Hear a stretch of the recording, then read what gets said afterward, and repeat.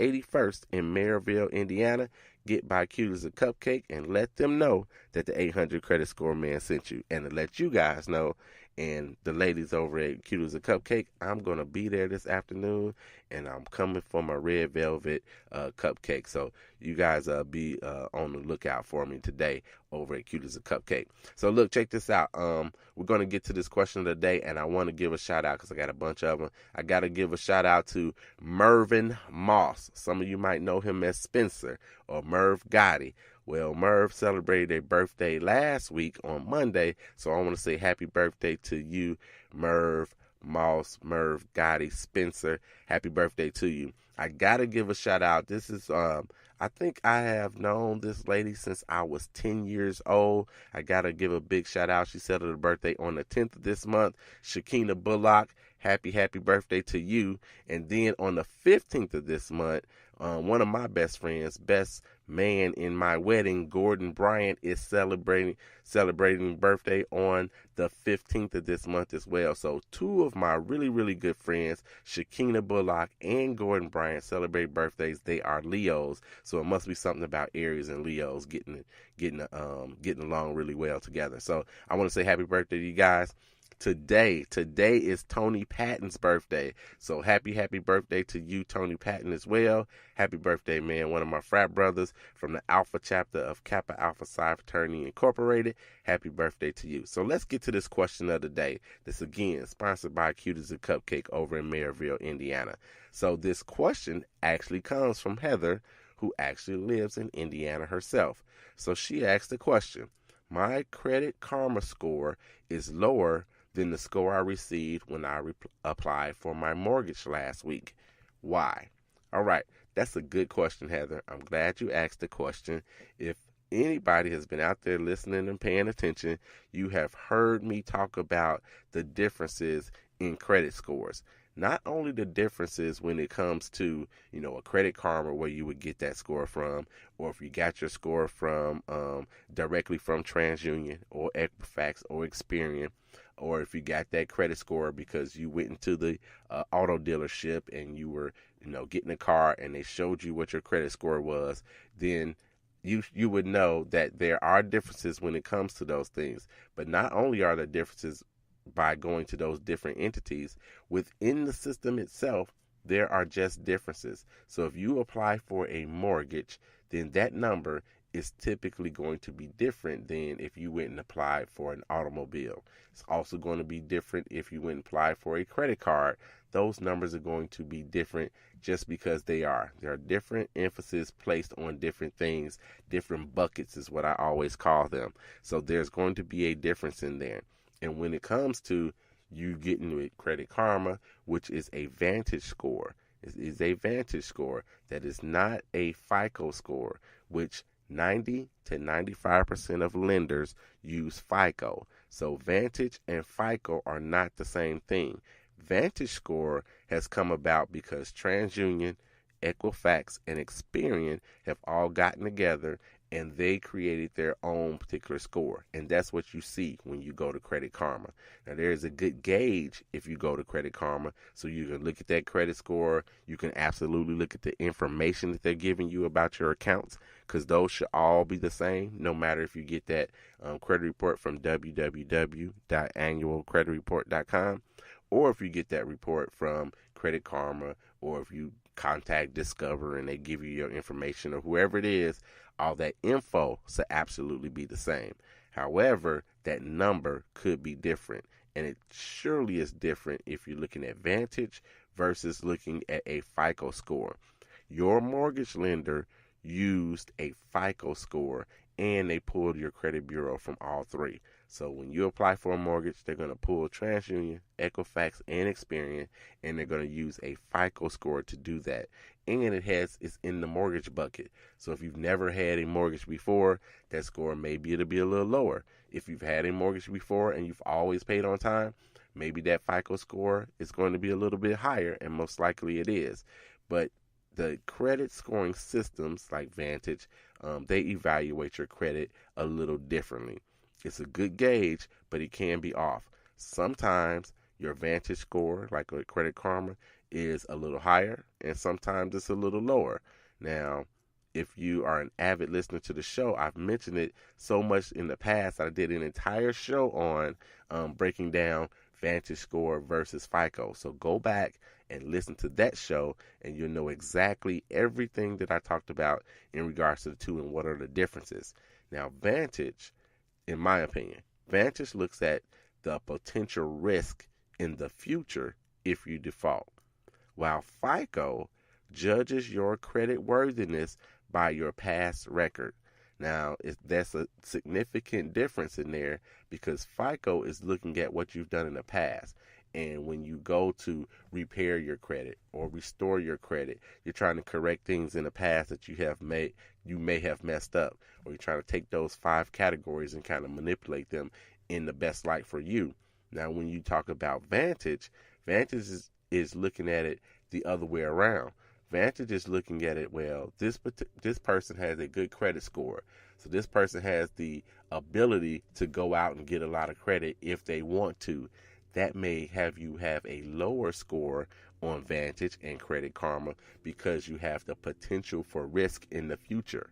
With the Vantage scoring system, unfortunately, if you have a high limit on a credit card and a very low balance, they're looking at that as a negative and a potential risk that you'll go out one day, even though you've had this credit card for 5 years and you've never done anything that would be considered reckless or irresponsible with it.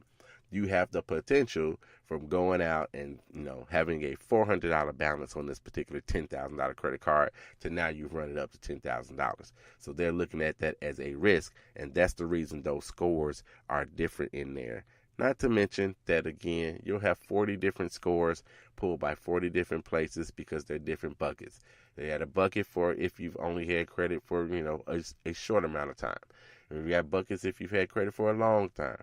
They've got buckets for people that have filed bankruptcy. They got a bucket for people that filed Chapter 7 bankruptcy versus Chapter 13 bankruptcy. So there are all of these different buckets, if you will. And so that's why your score is different, and you may never get the same score. You could probably walk into an auto dealership today, get your credit pulled. They'll pull a TransUnion or an Equifax or an Experian credit report. Walk in there today, they'll give you that score. You can walk right next door to the next auto dealership, do the same thing, and probably get a different score. So that's pretty much the way it works. So again, thank you very much, Heather. I hope this answers your question. You are officially a part of the 800 Credit Score Man Show family. Thank you so very much, Heather from Indiana. And again, the question of the day is brought to you by Cute as a Cupcake, where the cupcakes are more than just cute. They're delicious. Located at 2008 West 81st in Maryville, Indiana. Get by Cute as a Cupcake and let them know that the 800 Credit Score Man sent you. All right, so look, let's jump back into the show. Let me give you the last things that you need to look out for when you do this. And before I do that, I got to give a few more shout-outs, of course. So I want to give a shout-out to Chandria Seaton. She celebrated a birthday earlier this week. She follows me on Spreaker.com as well. So you guys get to Spreaker.com and you follow me there. You should get some updates about what's going on with the show periodically. So happy birthday to you. I got to give a big happy birthday shout out to Latrice Edwards as well. She celebrated a birthday a couple of weeks ago. She's all over the place. She's in some kind of Hawaiian island, or I don't know where she's at, but she celebrated a birthday. Looks like she's having a great time. And I got to give a special happy 16th birthday shout out to Erin Meadows. So happy birthday to you, young lady. Keep growing and keep going. So happy birthday to Erin Meadows. And I'm going to give this shout out to Katisha Trigg. She celebrates a birthday as well. So happy birthday to you. You guys follow her on Twitter at Kat Cosley. That's at KATCOSLEY. Follow Katisha Trigg there. So happy birthday to you. All right, so look, let's jump into these other things that I wanted to tell you about before I let you go on this day. So we talked about that they might ask you about an open account recently, and you need to know who that account is. That should be a no-brainer. Here's some things where they try to trick you up a little bit. So remember what your car payment or your past car payment was. So a question may go something like this. You financed an auto with XYZ Bank in 2009. Yes, I said 2009. It is 2017, and they may go back that far. Then they're going to ask you, choose the correct car payment amount. Then they'll give you your four options. So your answers shouldn't be obvious. So sometimes, they'll ask you a question, but it's obvious. If they ask you about your car payment and they say your car payment is $100, most likely you didn't have $100 car payment. So it's not necessarily going to be obvious to you. So the answers could be $498, $536, $556, or $598. You see how they try to trick you, or they only want you, the person that actually had this car payment, to actually know how to answer this particular question. So on one hand, they're protecting you. On the other hand, they're making it kind of difficult. So you're going to need to know that kind of information as well. They also may ask the same question or a question like this in the same matter about your mortgage payment as well. So beware of that. If you had your mortgage payment, they may give you those options. Now, I saved one of these other ones for last, but I'm going to skip to this one. A typical question about your auto payment, since I'm in the auto realm right now, a typical question about your auto payment is this. So your auto payment with Capital One is between which of these options? So it's a tweener. So they're asking you, is it from this amount to that amount? So they'll give you four options. Is it $230 to $300? Is it $350 to $475? Did you have a payment from $125 to $200? Or did your payment fall between $500 and $625? These are all of the kinds of questions that they may ask you for you to get your credit report. So that one, to me, isn't necessarily that obvious, but it may help people out. If you didn't know from like the previous question, if you didn't know that your payment was actually $598, you didn't remember what it was, at least they gave you a range, and maybe you'll be able to figure that out. So that's something to look forward to when you start to answer these questions. And you know what I forgot? I forgot how many questions they ask you. I totally forgot, and I can't get on the system to take a look at it like that anymore because I check my credit report 3 times a year. That's allowed by the Fair Credit Reporting Act using www.annualcreditreport.com. So here's a couple more, and I'm going to let you guys go. So they may ask about your current or your former employer as well. So this one should be easy and it should be obvious to you. They may ask, who's your current employer? And this is one of the reasons also that I told you need to have that information up to date on your credit report. You need to have that information up to date if you can about your employer, because they'll ask that and maybe they think that your current employer is whoever they have actually listed on your credit report. So then maybe you get that question wrong, and if you get it wrong, again, you're going to have to send a letter just to get your credit report. And then here, one of the last things I want to give you as well. And so to trick anyone that's trying to get your information, they will ask multiple answer questions, and none of the options are correct. So you understand what I'm saying? So they'll ask you a question, whatever that question is. So if they ask you about, have you ever lived on this particular street? They will ask that question and they'll give you your 4 options, and none of those answers are correct. So they're trying to trick you in that regard as well. So they may even go as far as saying, if you lived on Johnson Street, they may put Johnson Court.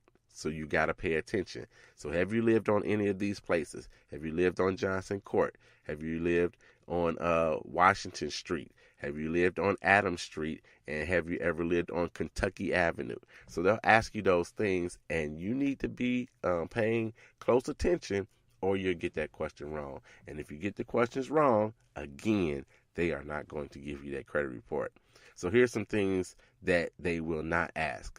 They will not ask, what's your pet's name?